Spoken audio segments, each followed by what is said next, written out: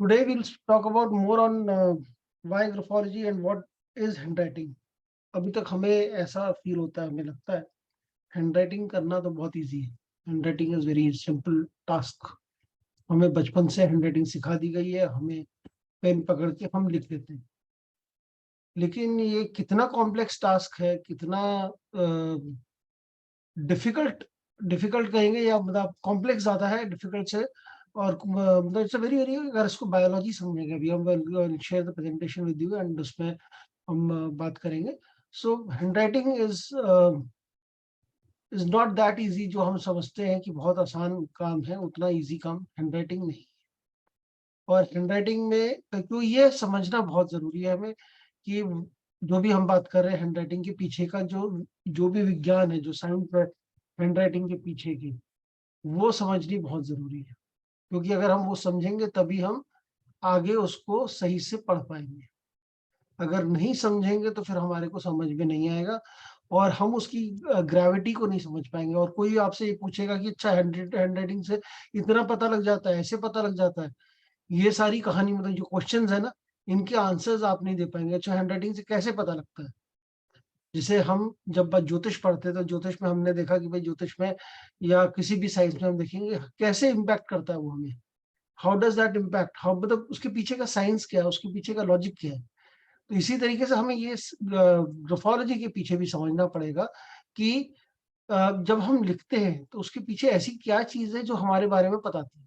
मतलब what exactly is handwriting, तो handwriting होती क्या है, तो वो समझेंगे. तो handwriting is an acquired skill और and is a complex perceptual motor task और अ न्यूरोमस्कुलर टास्क. हम ये बोलते हैं दिस इज हैंडराइटिंग का डेफिनेशन. अगर हम बायोलॉजिकल डेफिनेशन देखेंगे हैंडराइटिंग का तो ये है. ये इसको बोला जाता है कि this is one of the most advance achievements of human hand. तो ये हाथ में हमारे there are 27 bones in our hand and there more than 40 muscles in our hand. अब आप ये समझिए हमारे हैंड में एक पेन पकड़ा हमने. पेन पकड़ के या पेंसिल पकड़ के या कोई भी ऐसा राइटिंग इंस्ट्रूमेंट पकड़ के एक पेपर पे लिखना शुरू किया. पेपर पे हम लिख रहे हैं या पेपर पे कहीं पर भी डॉट डाल रहे हैं, कुछ भी कर रहे हैं, हमारा ब्रेन कह रहा है कि ऐसे करना है. यहाँ ब्रेन ने डायरेक्ट किया है फिंगर्स को और आर्म को कि इस पर्टिकुलर मूवमेंट में मूव करना है और वो लिखना है. तो दिस इज बेसिकली यहाँ पर दो मसल ग्रुप जो है वो काम कर रहे हैं. एक्सटेंसर मसल जो कि एक्सटेंडेड फिंगर्स या फ्लेक्सर मसल्स होते हैं जो फिंगर्स को ऐसे दबा के लिखने में आती हैं. और वो, और दूसरा है बेसिकली मतलब एक फिंगर्स एक्सटेंड करना और फिंगर्स को कंट्रीब्यूट करना. दो तरीके की हमारी इसमें मसल मूवमेंट होती है. और ये बेसिकली माइंड और बॉडी दोनों का ही काम है.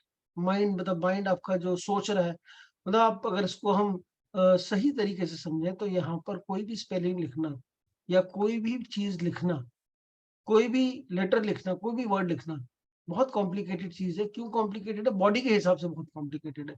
बॉडी जो है, हमारी बॉडी इतनी कॉम्प्लिकेटेड चीजों को समझने के लिए नहीं है. हमारी बॉडी बहुत ही मतलब अब तो it is very common, everybody rights.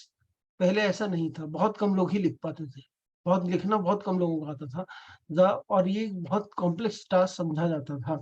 अब over a period of time DNA change होते गए लोगों के. अब वो अपने धीरे धीरे धीरे चेंजेस हुए और हम लिखना शुरू हो गए, लोगों को लिखना इजीली आ गया.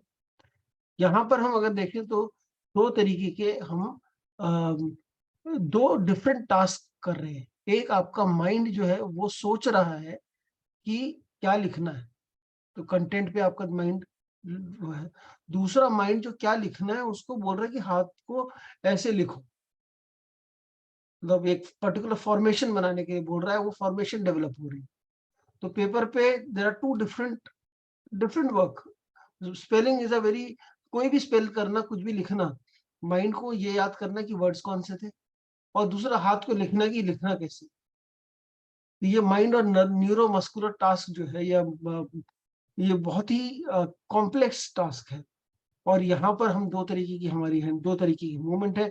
तो वर्टिकल लाइंस होती हैं और हॉरिजॉन्टल लाइन होती हैं। ये दो तरीके की मूवमेंट हमारी इसमें जाती है। तीसरा भी है, हम इसको डायमेंशन में पढ़ेंगे जब हम जोन्स पढ़ेंगे, कि एक तो हॉरिजॉन्टल डायमेंशन है, एक आपका डेप्थ डायमेंशन है, और एक आपका वर्टिकल हाइट, तो वो डायमेंशन है। और ये इस तरीके से हम लिखते हैं। एंड देन देयरफॉर हैंडराइटिंग जो है, एक और बड़ी इंटरेस्टिंग चीज है कि हैंडराइटिंग, जितने जितने आपके फिंगरप्रिंट्स हैं या जितने भी दुनिया में लोग हैं, वो उन सब की हैंडराइटिंग अलग है। इवन सियामीज ट्विंस की जो हम बात करें, ट्विंस तो है ही अलग अलग, सियामीज ट्विंस की अगर हम बात करेंगे तो जो जुड़े होते हैं, इनके सर अलग होते हैं, बॉडी जुड़ी होती है, तो वो जब लिखते हैं, जो भी लिख रहा है उनमें से उनकी हैंडराइटिंग डिफरेंट होती है। हैंडराइटिंग में इतना फर्क है, तो हैंडराइटिंग में क्यों? क्योंकि दोनों लोगों का, अब आपको ये समझना पड़ेगा कि हम कैसे, हमारा थोड़ा सा मैं आपको इसमें थिंकिंग प्रोसेस पे या हमारे को हम कैसे काम करते हैं उस पे मैं थोड़ा सा आपको बताऊंगा। कि हमारे, देखिए हमारे 5 सेंस ऑर्गन्स हैं, ठीक है, और जिसे हम बोलते हैं परसेप्शन, एक वर्ड हम यूज करते हैं बहुत इजीली, परसेप्शन। वो परसेप्शन क्या होता है और कैसे बनता है, मतलब व्हाट एग्जैक्टली इज परसेप्शन का क्या मतलब है? नजरिया हमारा, हम बोलते हैं हिंदी में नजरिया हमारा, परसेप्शन हमारा, हम क्या परसीव कर रहे हैं। Everybody perceives differently, why? क्यों? हर आदमी अलग तरीके से परसीव करता है एक ही चीज को। अब किसी को पिक्चर एक अच्छी लगती है, किसी को पिक्चर वो खराब लगती है, सेम पिक्चर, कोई उसमें क्रिटिकली उसको एनालाइज कर लेता है, बहुत कुछ नुक्स निकाल लेता है। तो क्यों होता है ऐसा? हमारे 5 सेंस ऑर्गन से, हर इंसान 5 सेंस ऑर्गन से जो भी एक्सटर्नल इंफॉर्मेशन है, जो भी बाहर से हमें कोई भी आ रही, चाहे स्मेल आती है, चाहे हम कोई विजुअली कोई चीज देखते हैं या सुनते हैं साउंड, उसको अपने इंडिविजुअल एक्सपीरियंस के हिसाब से वो उसको परसीव करता है। इंडिविजुअल एक्सपीरियंस मतलब अगर एक गिटार की बहुत लाउड गिटार की साउंड है, हो सकता है किसी को बड़ा अच्छा लगता है साउंड, हो सकता है किसी को खराब लगती है, हो सकता है किसी को फर्क ही नहीं पड़ता। अलग अलग परसेप्शन है हर एक इंसान का, परसीव करता है उसी हिसाब से अलग, अ, उसका अलग रिएक्शन है अंदर, समझ लीजिए अंदर उसका परसेप्शन ही पूरा अलग है। तो वो सेंस ऑर्गन से जो इंफॉर्मेशन गैदर कर रहा है, उस इंफॉर्मेशन को अलग तरीके से प्रोसेस कर रहा है अपने अंदर। जैसे प्रोसेस कर रहा है, वैसे ही उसका हर एक का प्रोसेसर जो है अंदर लगा हुआ है ना, हर एक के अंदर, वो डिफरेंट है। और इसी तरीके, और इसीलिए वो हर आदमी एक ही चीज को देखेगा, एक इवेंट को देखेगा, लेकिन उसको अलग अलग तरीके से बताएगा। ये परसेप्शन का, देन वी से कि everybody perceives differently. Since everybody perceives differently, हर एक का लिखने का तरीका भी थोड़ा थोड़ा डिफरेंट हो जाता है। जो एक ही वर्ड है, सबको सिखाया एक जैसे जाता है। आप देखेंगे सबको कर्सिव हैंडराइटिंग की बुक दी जाती है बचपन में, सबको वो डॉटेड लाइन वाली बुक दी जाती है, उसको ही भरना होता है। हर पेरेंट अपने बच्चे को एक तरीके से हाथ पकड़ के सिखाता है, आपको भी वैसे ही सिखाया गया था इनिशियली। हम सभी लोगों ने वैसे ही पढ़ा, जो 4 लाइन्स वाली इंग्लिश की बुक या 2 लाइन्स वाली हिंदी की बुक, मैथ्स के जो न्यूमेरिकल्स जाने वो स्क्वायर वाली बुक, वो क्लास 2 या 3 तक तो वैसी बुक्स रहती हैं, उसके बाद धीरे धीरे चेंजेस होते हैं। तो ये सिखाया सबको एक जैसा गया है कि ऐसे ही लिखना नाप के, लेकिन हर इंसान नहीं लिखता ऐसा, वो चेंज होता रहता है। और जब हम बात करते हैं कि नहीं लिख रहा है, जैसे लिखना वैसे नहीं लिख रहे हैं हम, एक तरीके से नहीं लिखते हैं सब लोग, चेंजेस आते हैं। ये हैंडराइटिंग कब तक फॉर्म होती है? हैंडराइटिंग एक इंसान की कब तक फॉर्मेशन, वो कब तक आती है? वो लगभग 16 साल तक हैंडराइटिंग चेंज होती रहती है। टिल द एज ऑफ 16 वो आदमी, कोई भी बच्चा अपनी हैंडराइटिंग में एक्सपेरिमेंट करता है। आफ्टर 16 ईयर्स उनकी हैंडराइटिंग प्रॉपर फॉर्म होती है। तो 16 साल, अब 16 साल ही क्यों, 16 ईयर्स ही क्यों? अगर आप इस पर जाते हैं कि हम 16 ईयर्स क्यों पकड़े भाई, 18 ईयर्स, 20 ईयर्स या 12 साल भी हम कह सकते हैं, सिर्फ 16 साल की क्या वो उसके पीछे साइंस है?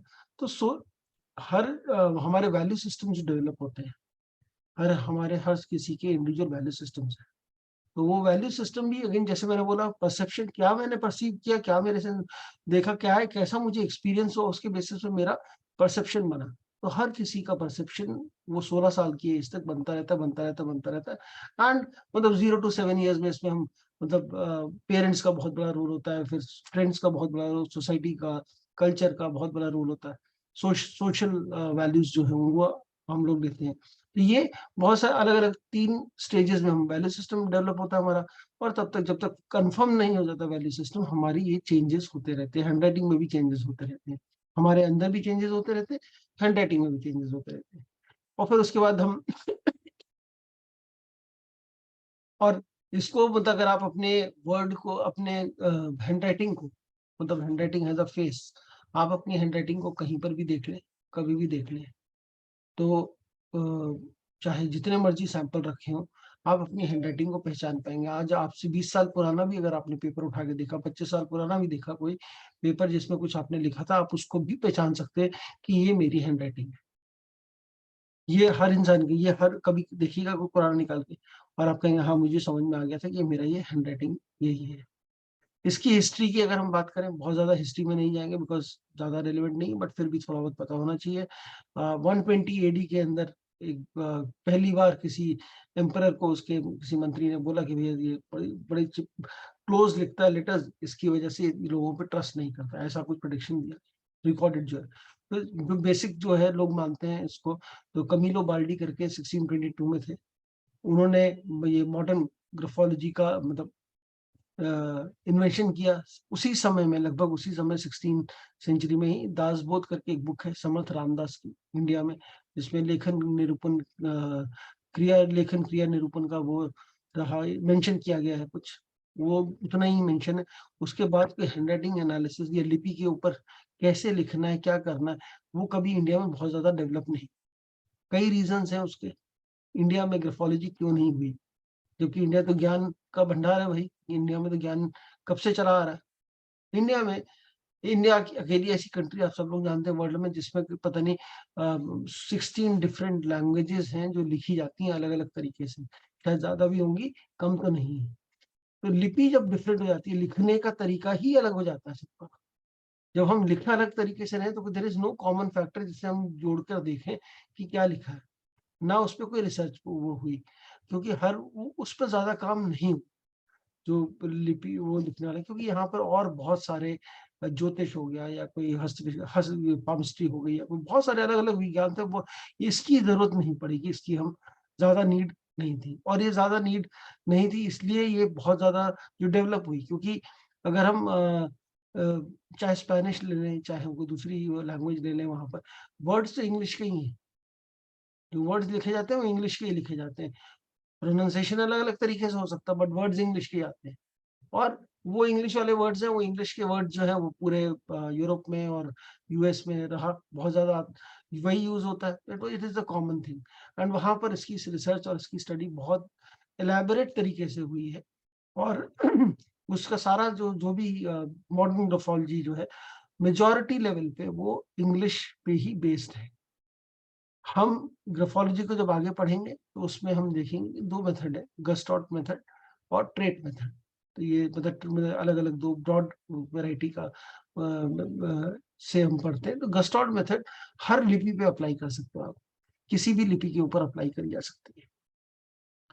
तो ये बेसिक हिस्ट्री थी ब्रेन अब इट इज़ अ ब्रेन हम वही बोलते हैं it is a brain writing. तो हैंडराइटिंग इज़ ब्रेन राइटिंग क्योंकि हैंडराइटिंग आपके हाथ नहीं करता है, आपकी ब्रेन करती है। जो हम लिखते हैं हम हाथ नहीं डालते, हाथ नहीं है। अगर आप राइट हैंड से लिख रहे हैं, आप अचानक से लेफ्ट हैंड से लिखना शुरू कर दीजिए, शुरू में मुश्किल आएगी। 21 डेज़ तक लिखते रहिए, आप देखेंगे कि 1 महीने बाद, 21 दिन बाद आपकी हैंडराइटिंग बिल्कुल सेम हो गई।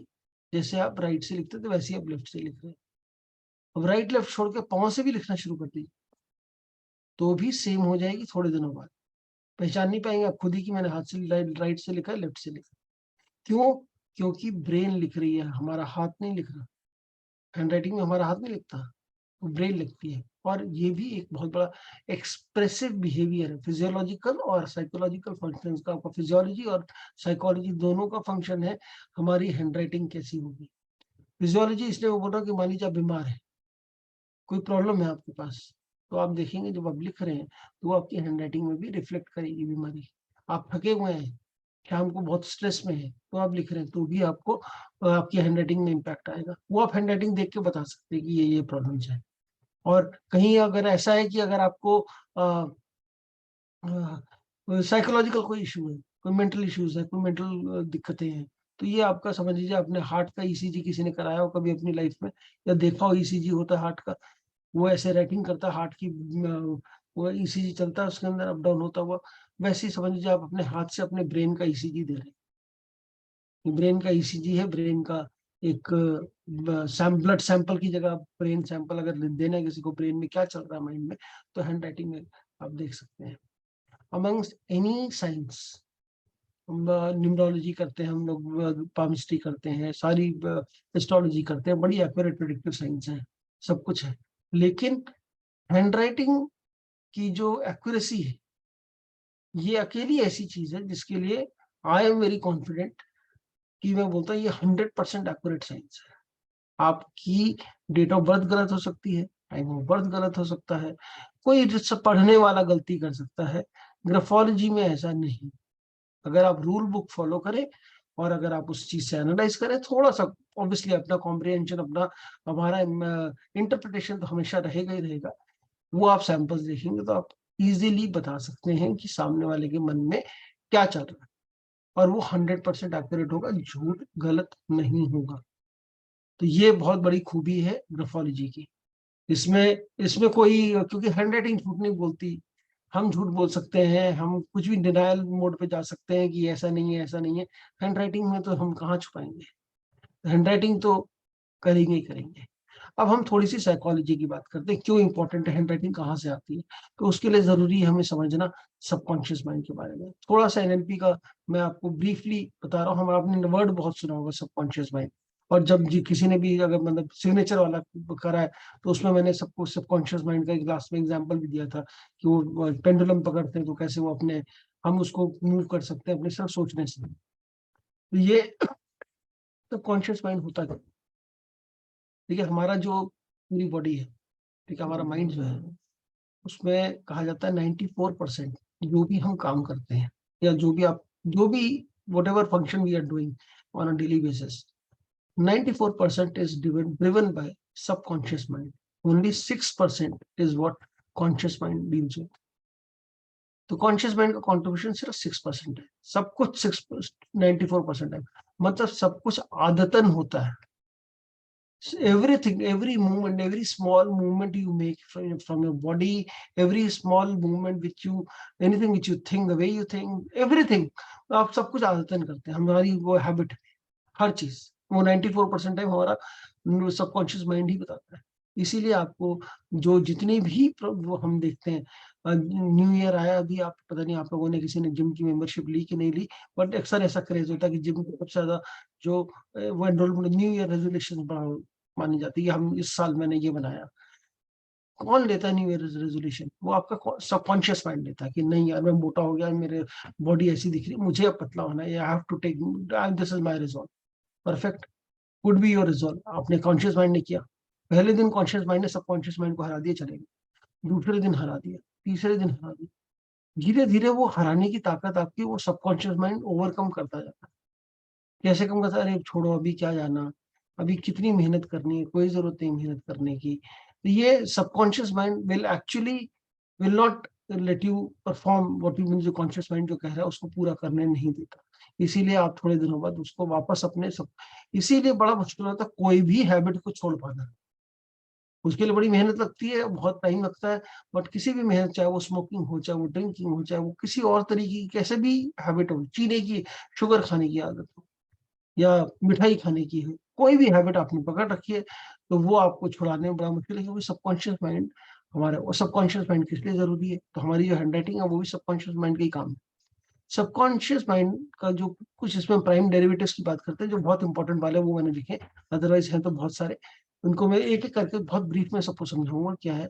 Subconscious mind stores and organises all memories, मतलब आपकी बचपन से लेके जब आप पैदा हुए थे, लेबर रूम से, लेबर रूम की जो आवाजें थी जो डॉक्टर ने पहली बार बोला था, या जो आपके आसपास जितनी भी चीजें सराउंडिंग में, वो सारी चीजें वहां से लेकर आज तक, जो भी सराउंडिंग में साउंड बज रही है आपको नहीं समझ में आ रहा, लेकिन सबकॉन्शियस माइंड उसको स्टोर करता जाता है, सारी चीजें स्टोर करता है।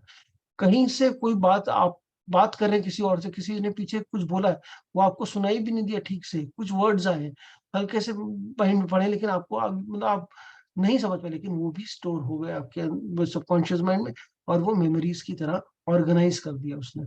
अच्छा ये वाली साउंड थी, इसने ऐसा है, ये वाला विजुअल था, ऐसा चला गया, वो एक मेमोरीज का, जैसे एल्बम होता है आपका, एक हार्ड डिस्क समझ लीजिए, उसके अंदर सारा स्टोर होता चला गया।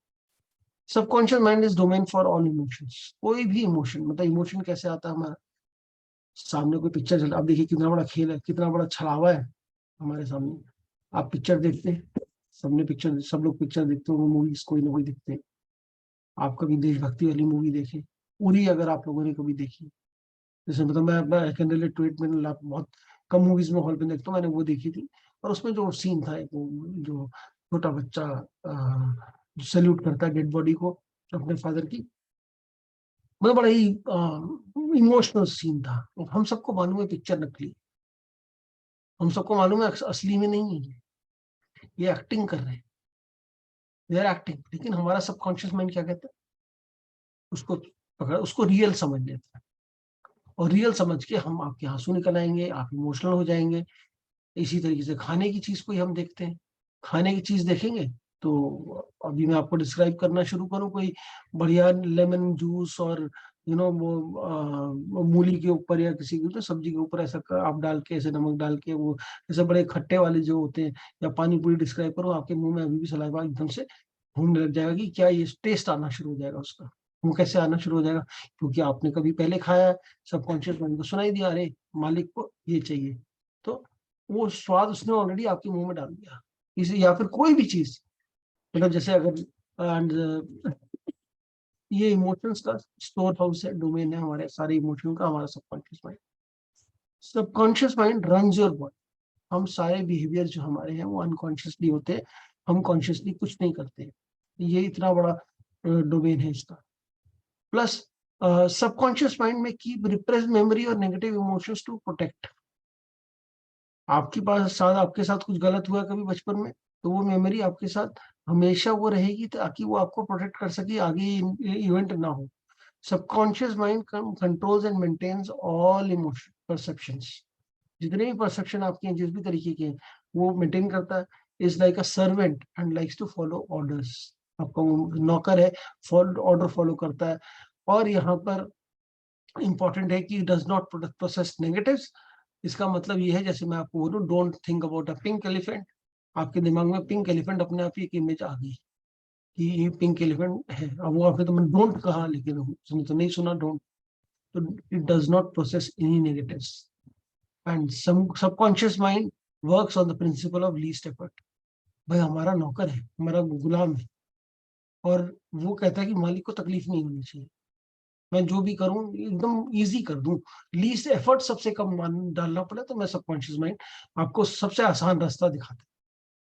और it manages your instincts and generates habit. जो भी हैबिट हम बनाते हैं, हमारा सबकॉन्शियस माइंड ही बनाएगा। अब ये सब इंपॉर्टेंट बातें क्यों है, ग्राफोलॉजी से कोई इसका मतलब नहीं, लेकिन ये साइंस बिहाइंड ग्राफोलॉजी जो है, जब तक हम ये नहीं समझेंगे कि हैंड राइटिंग क्यों इंपॉर्टेंट है। आप पूछेंगे, अच्छा हैंड राइटिंग से, किसी ने पूछा हैंड राइटिंग से कैसे पता लगता है कि ये आप जो बात कर रहे हो सही है, ये हैंड राइटिंग से कैसे पता लगा। ये ऐसे ही पता लगेगा, हम इसको समझेंगे तभी हम बता पाएंगे, लॉजिकल तरीके से एक्सप्लेन कर पाएंगे किसी को कि कैसे हमारा सबकॉन्शियस माइंड गवर्न करता है हमारी हैंड राइटिंग को, और सबकॉन्शियस माइंड होता क्या एक्चुअली। ये मैंने बहुत छोटे में बताया आपको सबकॉन्शियस माइंड के बारे में। इसके बारे में बहुत ज्यादा हम बात कर सकते हैं। इनफैक्ट हम कई दिनों तक बात कर सकते हैं इसके पूरे फंक्शन पे, और कैसे ये काम करता है उस चीज पे, और कितना इंपॉर्टेंट है हमारे लिए। Handwriting is just one small part of it. अब handwriting is unconscious competence. अब ये वाली जो चीज है, हमें समझना पड़ेगा बहुत शॉर्ट में, इसको भी मैं कोशिश करता हूँ समझाने की आपको। हमारे, हम कोई भी चीज सीखते हैं, हमारी कोई भी चीज लर्निंग जो है हमारी, 4 फेजेस में होती है। 4 फेजेस क्या है, अनकॉन्शियस इनकॉम्पिटेंसी।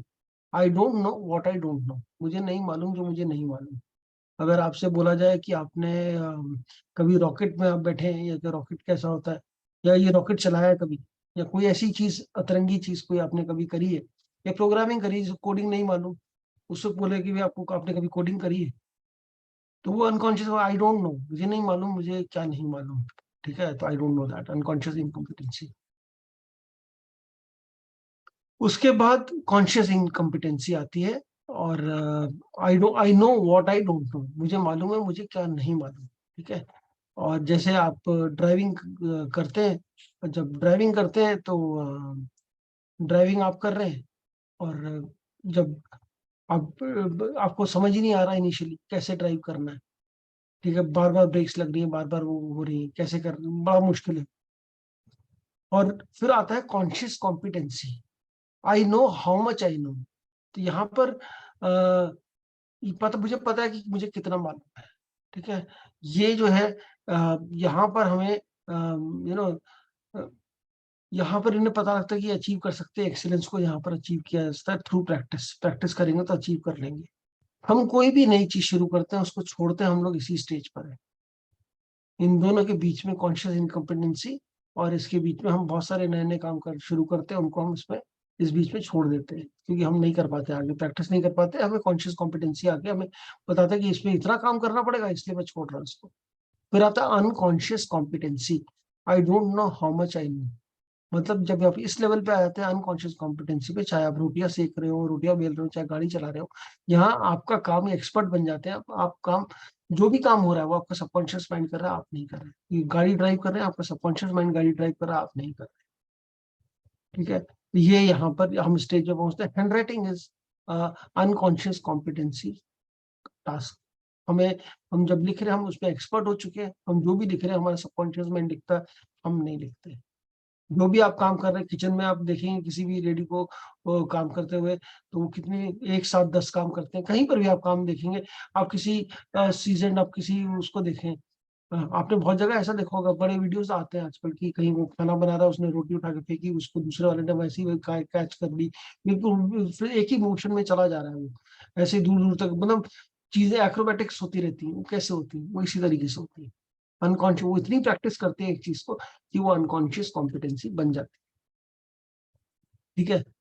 अब हम आते हैं इससे पहले हम आगे बढ़े, पूजा जी ने एक सवाल पूछा है चैट में कि इसका स्कोप क्या है ग्राफोलॉजी का।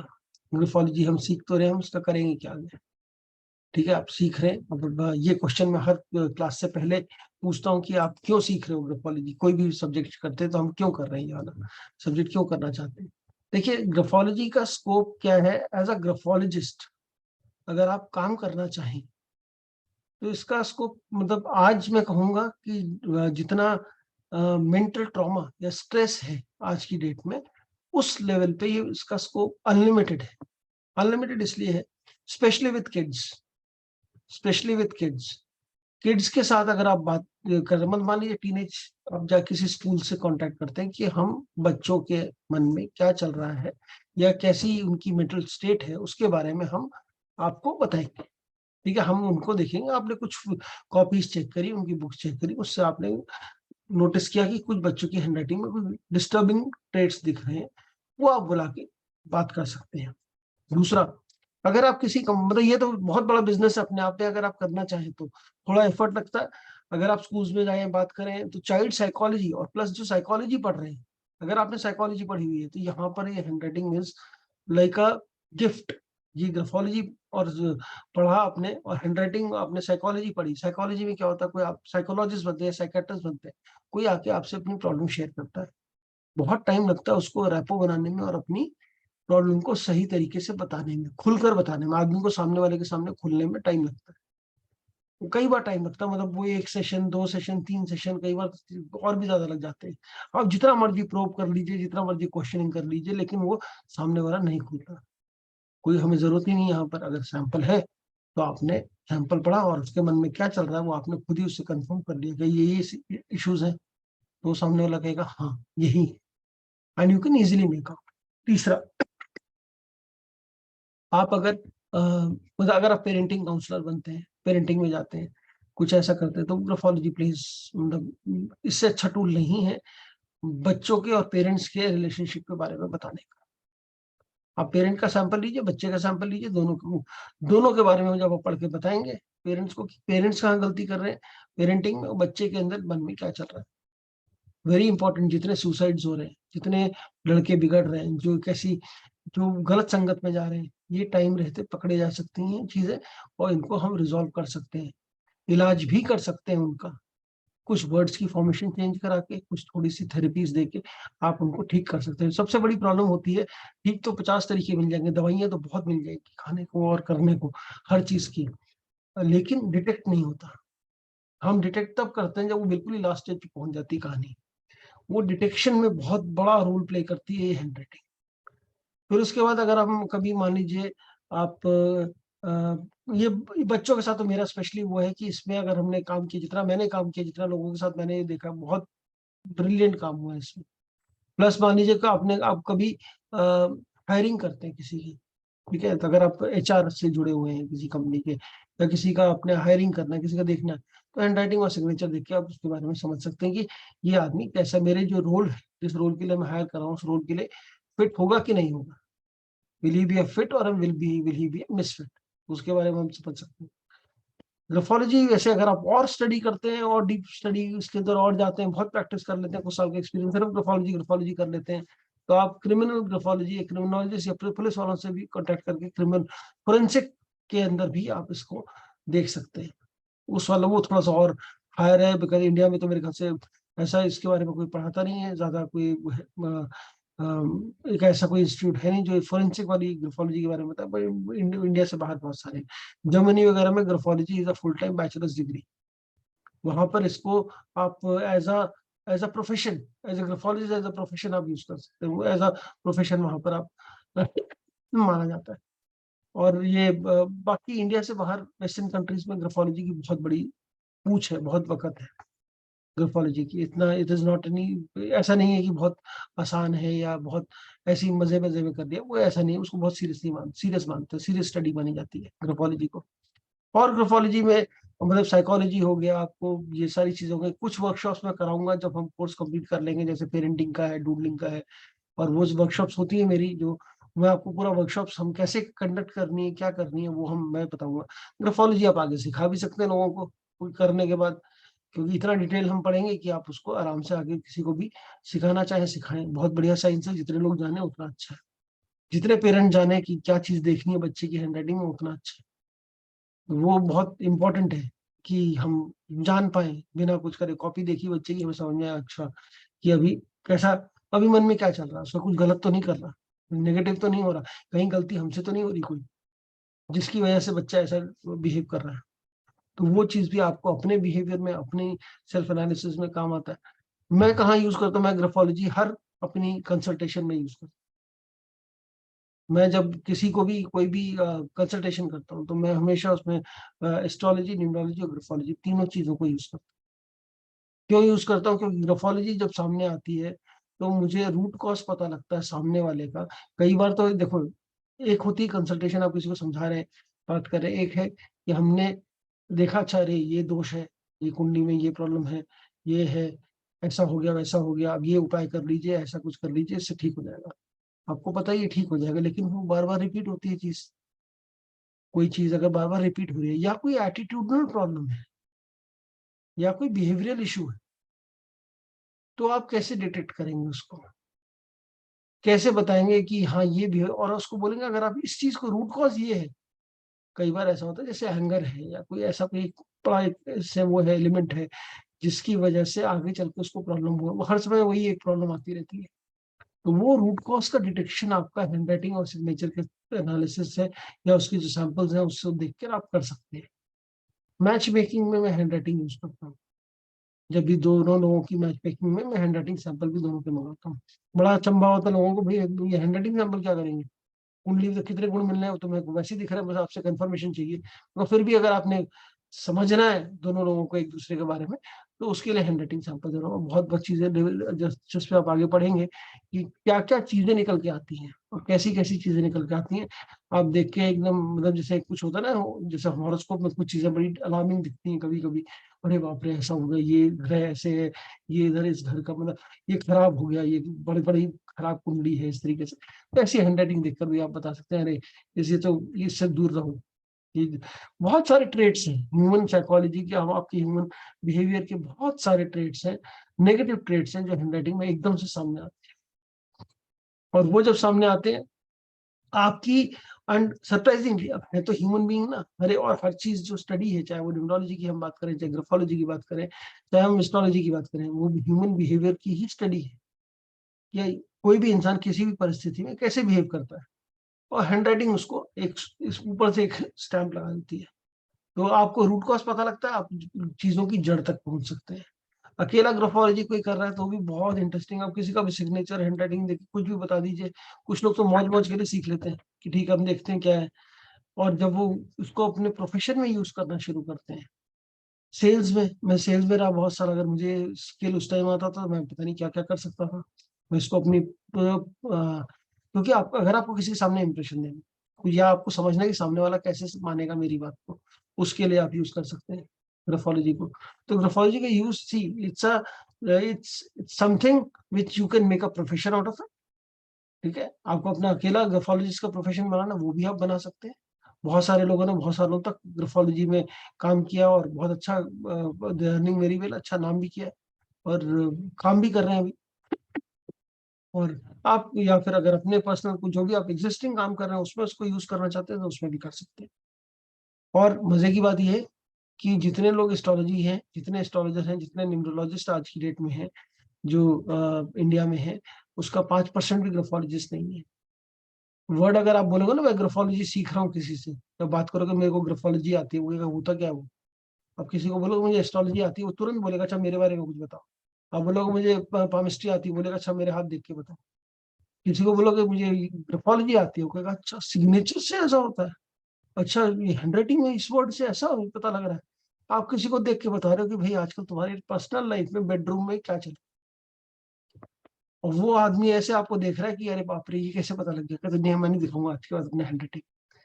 ऐसे ऐसे मैंने एक्सपीरियंस किए, मेरे खुद के एक्सपीरियंस हैं जो हम कभी ऐसे बैठे बैठे कभी किसी का देख, अच्छा मेरे बारे में बता, मेरा दिखा, ऐसा होता है तो वो बता देते हैं। तो ये, एंड इट इज 100% करेक्ट। मतलब इसमें ना, तो आप कह सकते हैं हैंड राइटिंग झूठ नहीं बोलेगी, अब कुंडली ठीक है कुंडली नहीं पढ़ पाया, ये नहीं कर पाया, बट इसमें झूठ कतई नहीं निकलेगा। तो दिस इज, और स्कोप में मतलब ये, और कहाँ यूज करना है मतलब ये आप खुद भी निकाल सकते हो। जैसे मैंने एस्ट्रोलॉजी, कोई एस्ट्रोलॉजर आपको नहीं बोलेगा कि मुझे हैंड राइटिंग सैंपल्स भी चाहिए देखने के लिए, कि आपको क्या आपका बेंट ऑफ माइंड क्या है, किस तरीके से आप काम कर सकते हैं। कोई प्रोफेशन, कोई भी आपको एक, देखिए मेरा मानना ये है कि अगर हम किसी को आप गाइड कर रहे हैं, या आप किसी को रास्ता दिखा रहे हैं, कुछ भी काम कर रहे हैं किसी दूसरे के उसमें, तो आप उसको अ, एक उसका रूट कॉज समझ के, उसको उसके अंदर क्या है वो चीज समझ के, क्या प्रॉब्लम है उसका इलाज करें, ना कि सिम्टम्स का इलाज करें। तो मेरा मानना ये है, तो इसलिए मैं कोशिश यही करता हूँ कि मैं रूट कॉज तक जाऊं और कोशिश करूँ कि वहां पर कुछ इनपुट दे पाऊँ। हाँ जी अमिता जी। Sir, good evening, sir. हाँ So ji. the thing is that we have just now taken it that writing comes up till 16 years of age, right? हम्म।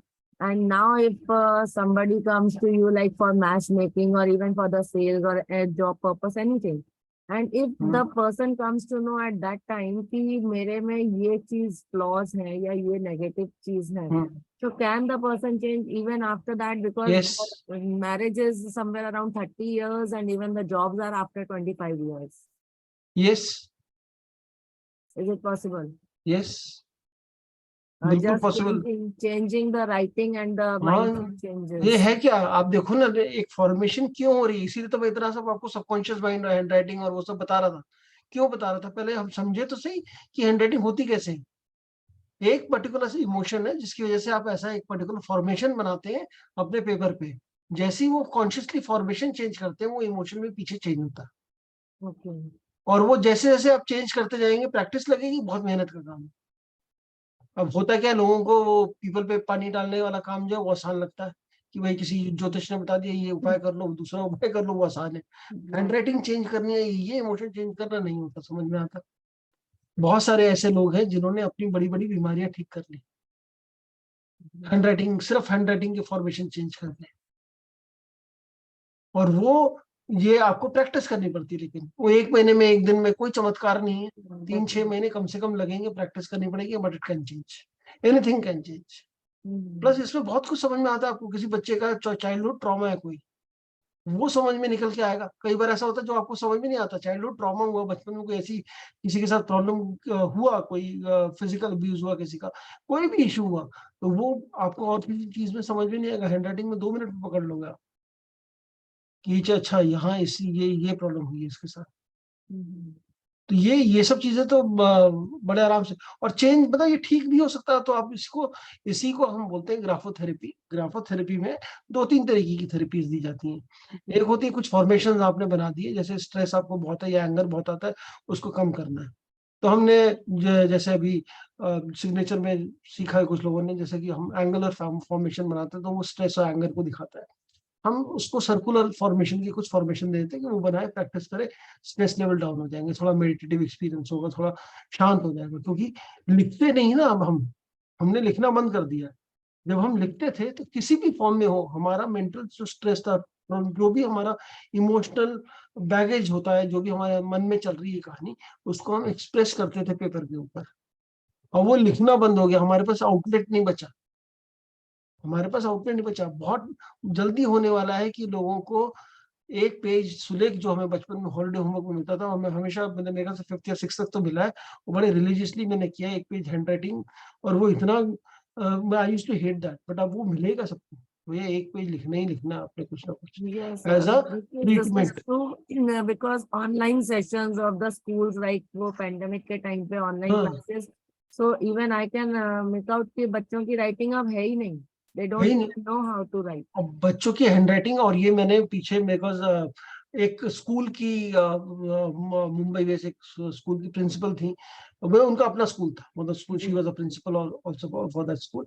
तो वो ये कोर्स किया था उन्होंने ग्राफोलॉजी का, and she was used to tell कि अरे बाप रे, अभी मुझे समझ में आ रहा है बच्चों की हैंडराइटिंग में क्या क्या चीजें चल रही है। वो जब एज अ टीचर, अगर आप जब हैंडराइटिंग में आप देखते हो ना, तो जो रेवोल्यूशन आपको, क्योंकि हम तो हैंडराइटिंग इतने देखते नहीं है।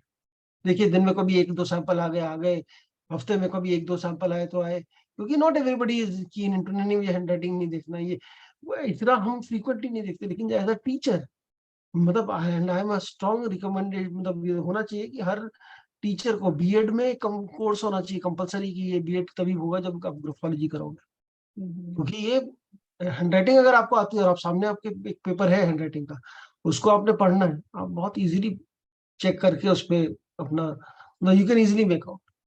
और क्या क्या फर्क हुआ मैं बताऊं आपको, सबसे बड़ा फर्क पैंडेमिक में क्या हुआ, लोगों की जो हैंडराइटिंग थी, उनके वर्ड्स की स्पेसिंग बढ़ गई।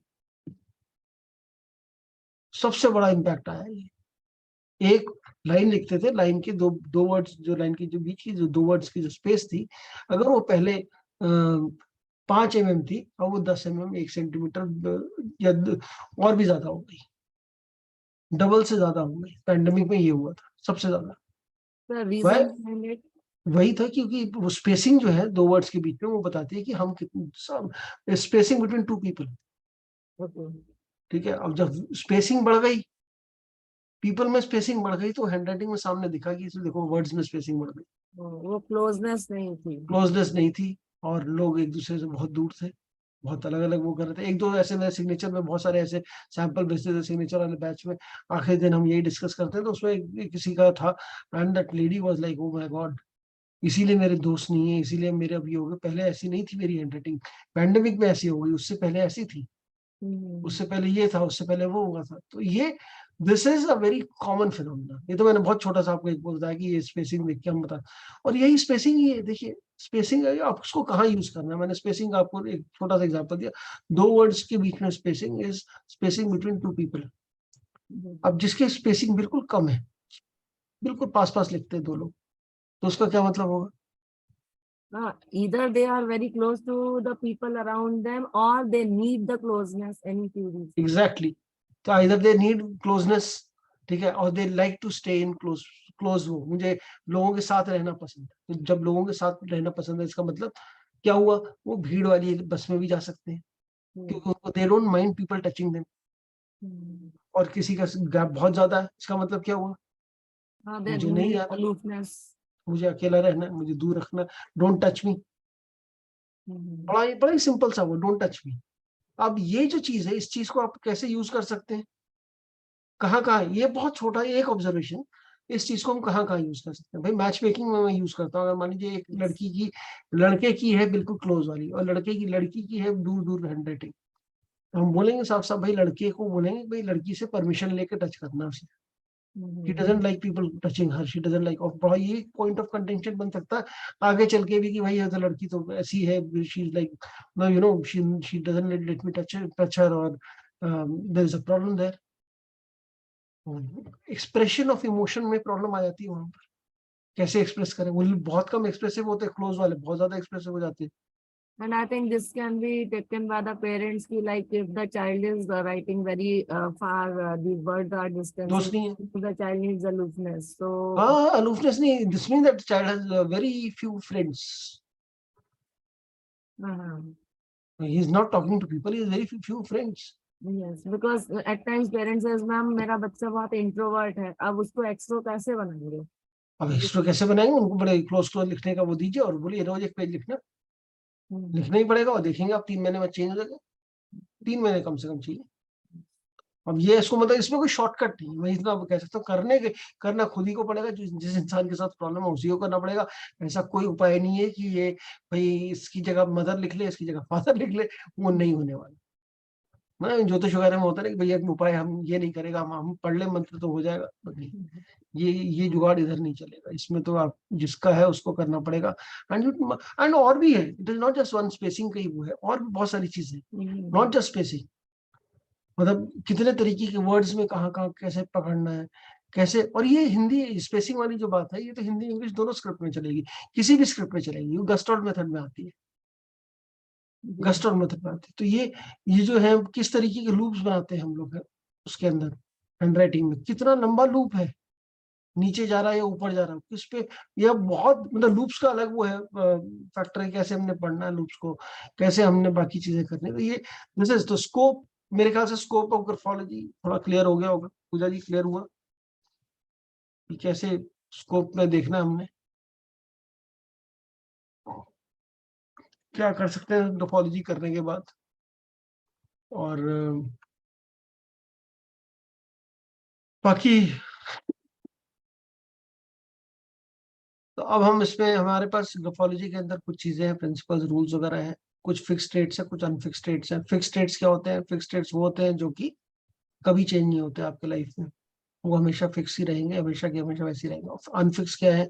जो आपके टाइम मूड पे, करंट मूड पे डिपेंड करते हैं, करंट मूड पे, करंट जैसा भी आपका अभी माहौल चल रहा है उस पर होंगे। जब हम पढ़ेंगे एक एक ट्रेट तो हम बताएंगे ये फिक्स्ड है कि ये अनफिक्स्ड है, ये चेंज होगा कि नहीं होगा। फॉर एग्जाम्पल स्लांट, स्लांट जैसे मतलब जो भी वर्ड किस तरफ झुका हुआ है, राइट वर्ड झुका हुआ है, सीधा है, या लेफ्ट वर्ड झुका हुआ है। जो हमारी हैंडराइटिंग है ना, 3 तरीके की हमारे हैंडराइटिंग होती है। फॉरवर्ड बेंडिंग की हम बात करें तो वो हम कहते हैं राइटवर्ड स्लांट है, अपराइट है मतलब स्ट्रेट है, या लेफ्टवर्ड स्लांट है। ये फिक्स स्ट्रेट है, ये नहीं चेंज होता। ये क्यों नहीं चेंज होता? क्योंकि अगर आप एक बार एक्सट्रोवर्ट हो तो वो हो आप, एक बार इंट्रोवर्ट हो आप तो बड़ी मुश्किल होगी इंट्रोवर्ट को एक्सट्रोवर्ट बनाने में। इंट्रोवर्ट एक्सट्रोवर्ट नहीं बनेगा, इंट्रोवर्ट स्टेट हो सकता है, बट वो बड़ा मुश्किल है उसके लिए। It is not natural. और हमारे सोसाइटी में ऐसा माना जाता है कि ऐसा लोग मान लेते हैं, पता नहीं क्यों, कि इंट्रोवर्ट होना जो है वो खराब, एक्सट्रोवर्ट होना ठीक। एक बात इसमें एक और बड़ी इंपॉर्टेंट चीज है कि हम कोई भी अपनी तरफ से रूल नहीं बना रहे। हम अपनी तरफ से हम ये नहीं कह रहे कि भैया इंट्रोवर्ट ही ठीक है या एक्सट्रोवर्ट ही ठीक है। ये आप जजमेंटल नहीं होना, हमने जो सामने वो बताना है। अब यही बात है, अब इंट्रोवर्ट लड़की है, एक्सट्रोवर्ट लड़का है, एक तरफ से हम देखें भैया ये तो स्कोप जो है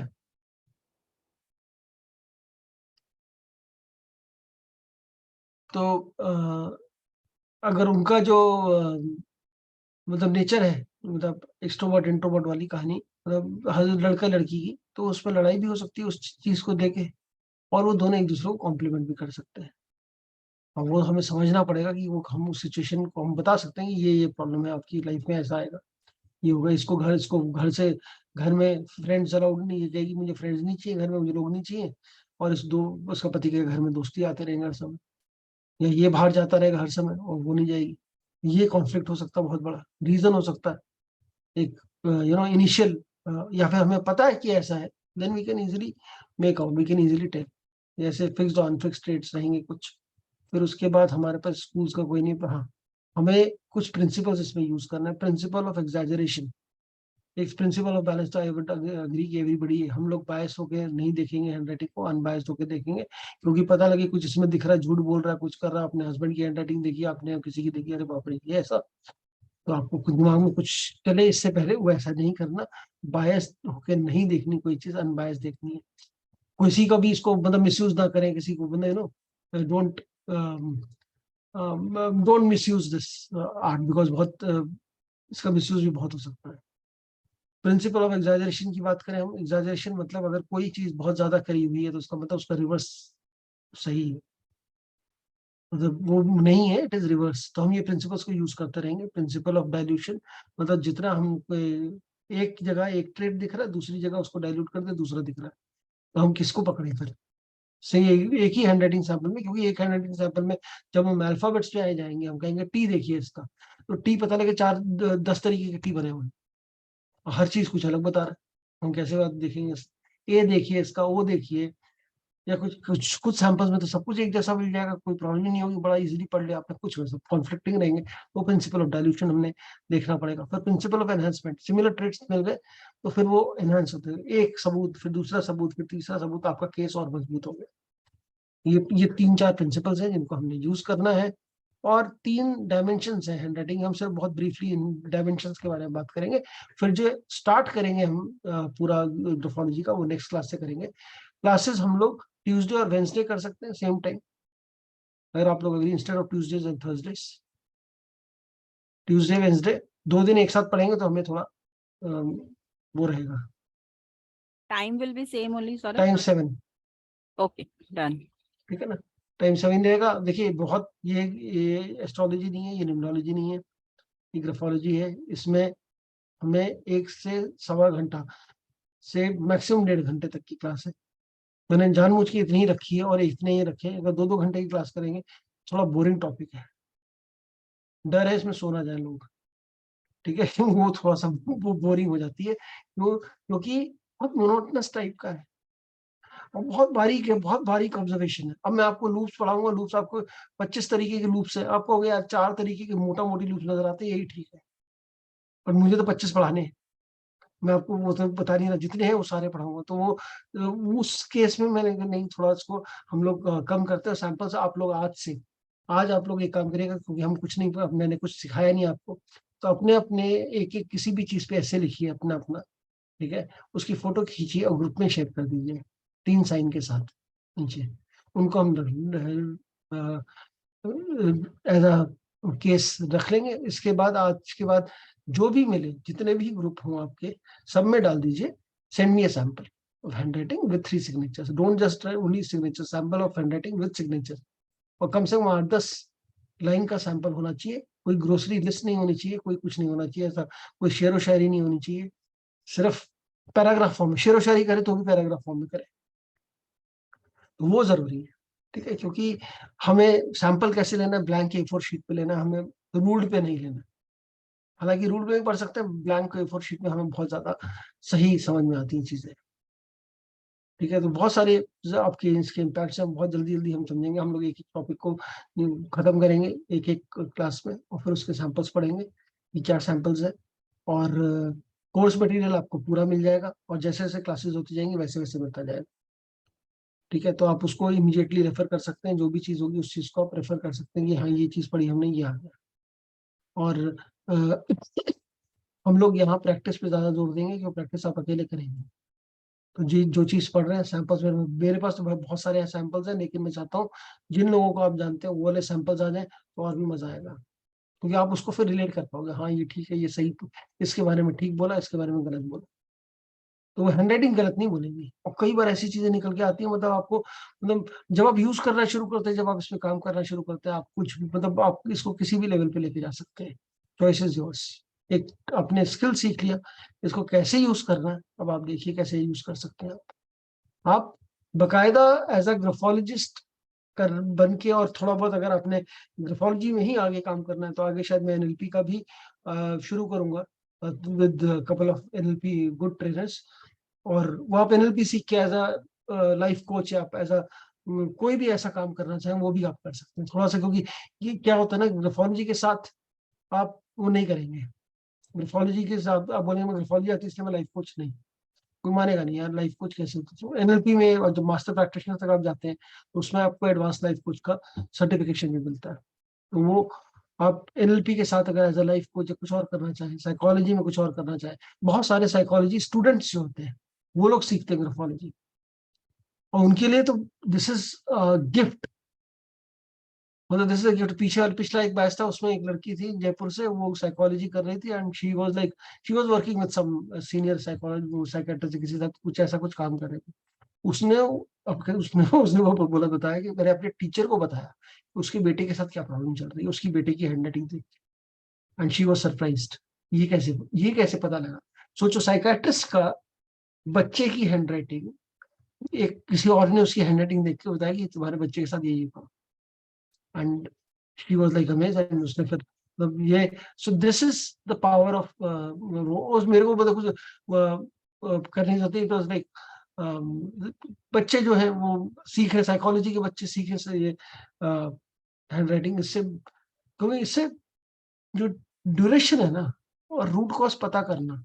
अदरवाइज क्या होता है एनएलपी में जैसे हम बात करते हैं तो हम प्रोबिंग क्वेश्चंस पूछते हैं कि क्या चल रहा है, कुछ हम हाउ टू कैसे रेपो बिल्ड करनी है, बड़ा नाटक है कि कैसे हम रेपो बिल्ड करेंगे, कैसे वो सामने वाले को वो कराए हम, ठीक है, हमसे बात कर पाए, बड़े उस टेक्निक्स है। वो टेक्निक्स आर गुड, हम बहुत जगह वो भी यूज कर सकते हैं, लेकिन बिना देखे बिना जाने कुछ नहीं करना, हैंड राइटिंग सैंपल देखना हमने सामने बताया, भाई यही प्रॉब्लम है तुम्हारे साथ, दिक्कत ही यही है। बड़े बड़े लोग, बड़ी अच्छी कुंडली, बड़ा पावरफुल आदमी, आपने देखा सिग्नेचर ही खराब है, हैंड राइटिंग में इतनी ऐसी हैंड राइटिंग, ये अपने को ही काटे दे रहा है, अपने को मतलब जो इस लेवल पे पहुंच जाना चाहिए वो नहीं पहुंच रहा, just because he lakhs confidence. और अपने आप को प्रोजेक्ट ऐसे करता है मुझसे ज्यादा कॉन्फिडेंट कोई नहीं।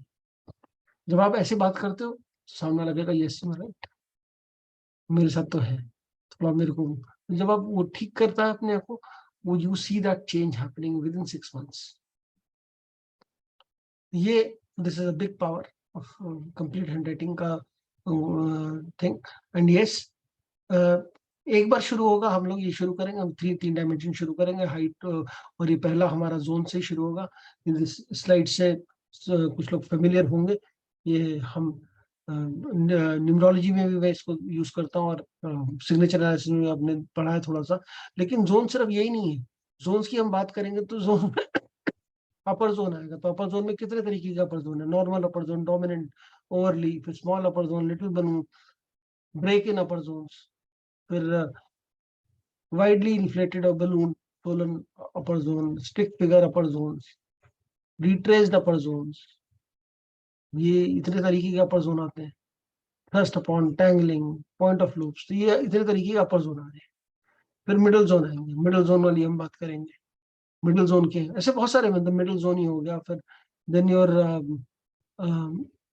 लोअर जोन हो गया। लोअर जोन तो बहुत इंपॉर्टेंट है, हमने जो समझा है लोअर जोन इज सारे दिमाग की जो कीड़े हैं ना, जो गलत गलत चीजें, जो खराबियां हैं, सब लोअर जोन की हैंडराइटिंग देख के बता सकते हो, एकदम क्रिस्प। और ऐसा आपको एकदम मतलब ये रेवलेशन जो होता है ना इसके बाद, तो मजा ही आता है कि हाँ, और सामने वाला तो झूठ नहीं बोल पाता। तो फिर ये कैसा होगा, फिर इसका बेस लाइन आएगा। बेस लाइन भी बहुत तरीके की है, स्ट्रेट, रिजिड, ये टू मेनी बेस लाइन्स पढ़ेंगे, फिर बहुत बहुत कुछ है। सो मतलब it is like then start doing this, कि आपको मैं समझ में, सैंपल में समझ में आएगी कौन सा, किस तरीके की हम बात कर रहे हैं। तो ये हम will take each topic one day and will complete and will do samples, कि इसमें आइडेंटिफाई करें कि कौन सा वो था। आई वुड एडवाइस आप लोग एक अपनी कॉपी रख लीजिएगा, जैसे हेडिंग्स है, एटलीस्ट हेडिंग्स, और अपने आप से कुछ जो समझ में आता है उस हेडिंग का क्या मतलब है, उसके 2-3 वर्ड्स या लाइन वो साथ साथ लिखते चले, तो वो आपके नोट्स हो जाएंगे। ये तो मैं दे दूंगा आपको, लेकिन आप इसको रेफर बहुत कम करेंगे। जो नोट्स आप बनाएंगे उसको रेफर बहुत जल्दी करेंगे। तो ये वो आप करते रहिएगा, ये तो आपको सारा मिल जाएगा कंटेंट। ठीक है जी। तो हम लोग स्टार्ट करेंगे अब ट्यूसडे को, नेक्स्ट ट्यूसडे को, same time 7 o'clock, and Tuesday and Wednesday class आएगी सेम टाइम 7। 2 दिन हफ्ते में, एंड ऑलमोस्ट अराउंड 21 क्लासेस के आसपास होंगी टोटल, 21, 22, 23 वटेवर। तब अगर प्रैक्टिस ज्यादा करनी है, ज्यादा हमारे पास वो है information, I am always ready for practice. कोई भी आपके पास केसेस आते हैं, कभी बाद में आते हैं, कभी भी ऐसे आते हैं, परफेक्ट है, आप कभी भी केसेस हो हम डिस्कस करते रहेंगे। हैंड राइटिंग सैंपल जरूर भेज दीजिएगा अपने, आप लोग अपने भेज दें तो भी अच्छा है। और मतलब डरिए मत, ठीक है, डरने की जरूरत नहीं है कोई भी, सब लोग अपने अपने हैंड राइटिंग सैंपल भेज दीजिए। सर एक क्वेश्चन था, हाँ जी, ग्राफोथेरेपी का कोई पार्ट कवर करेंगे इसमें? हाँ करेंगे। एंड सेकेंडली सर की जो सिग्नेचर सीखे हैं तो विल द जो अपन ग्राफोलॉजी सीख रहे हैं वो सिग्नेचर पे भी अप्लाई होंगे, वो जो 100%, सब है तो वो भी 100%, उसमें तो लेटर्स पे, अभी तो सिग्नेचर हमने जो आपने सीखा उसमें लेटर्स नहीं पढ़े। नहीं। अभी हम लेटर्स जब पढ़ेंगे तो लेटर्स का मतलब आपको समझ में आएगा। तभी मैंने बीच बीच में जो जो सिग्नेचर जो आप दिखा रहे थे, जो उस टाइम हाँ, कोर्स में था कि इसमें के ठीक कर लो, इसमें पी ठीक कर लो, इसका ये कर लो, हाँ, वो चीजें जो है उससे पता लगेंगी क्या ठीक करना है क्या नहीं करना है। Okay okay. ठीक है, And वो sir, बड़ा इंपॉर्टेंट है। हाँ, जो हमें सैंपल्स भेजने हैं वो पुराने सिग्नेचर के साथ या नए सिग्नेचर के नहीं, साथ? पुराने वालों के साथ ही भेज दीजिए अभी तो। तो जो पुराना लिखा है वही। हाँ, वही जो पुराना लिखा है आपने वो भेज सकते हो आप, नहीं तो कोई फ्रेश लिखना चाहो फ्रेश लिख लो, ब्लैंक A4 शीट पे। आप सभी लोग प्लीज एक एक सैंपल अपना तो भेज ही दीजिए। मैं इनिशियली जब मैं शुरू किया था मैं हमेशा यही करता था कि अभी आपको करना पड़ेगा। I would start the class by this only, कि 10 मिनट का ब्रेक है, 10 मिनट आप लोग लिखिए, उसकी फोटो खींचिए, भेजिए इमीडिएट। क्यों? क्योंकि उस समय क्या होता था, उससे आपने जो भी लिख के भेजा है वो आपने जल्दीबाजी में लिख दिया, आपको कुछ नहीं आइडिया है, ठीक है, कुछ नहीं मालूम क्या होता है क्या नहीं होता है। और आप जब भेज रहे हैं तो वो एक्चुअल जेन्युइन आ गया, फिर आप पढ़ते हैं, फिर देखते हैं, अरे यार मैं कितनी गलतियां कर रहा हूँ या मेरे साथ जो प्रॉब्लम्स हैं। क्योंकि देखिए, जो भी चीज निकल कर आएगी, अच्छा बुरा या कुछ प्रॉब्लमेटिक इश्यूज आ रहे हैं, तो वो आपको पता लग जाएगा, आइडेंटिफाई हो जाएंगे। और सबसे बड़ी ताकत ही यही है कि आपको वो चीज पता, रूट कॉज पता लगे। Once you know the root cause, इलाज आसान है। इलाज में मुश्किल नहीं, पहले तो पता ही नहीं चलता, हम ब्लेम कर रहे हैं किसी और को, कहीं और किसी और चीज को, हम पता नहीं क्या क्या कर रहे हैं। लेकिन जो रूट कॉज, जो हमारे साथ प्रॉब्लम है, हम उसको देख ही नहीं रहे। तो वो चीज देखना बहुत इंपॉर्टेंट है, वो समझ में हमें सबको बहुत जल्दी आ जाएगा। ठीक है जी, तो मिलते हैं ट्यूसडे को। ये आज सिर्फ ये समझ लीजिए, आज ये समझना जरूरी था आपको कि हैंडराइटिंग जरूरी क्यों है। क्योंकि बहुत लोग, जितने मतलब ये समझाना बड़ा मेरे लिए बड़ा भारी होता है कि अच्छा हैंडराइटिंग से कैसे बता दोगे, ये हैंडराइटिंग क्या, मतलब ऐसे थोड़ी कोई भी कुछ भी बोलते। बट जब आप सच बताते हो तो वो ऑथेंटिक आपको, you should know the science behind it, very. ठीक है जी, okay then see you on Tuesday 7। Thank you. Thank you जी। Thank you, sir.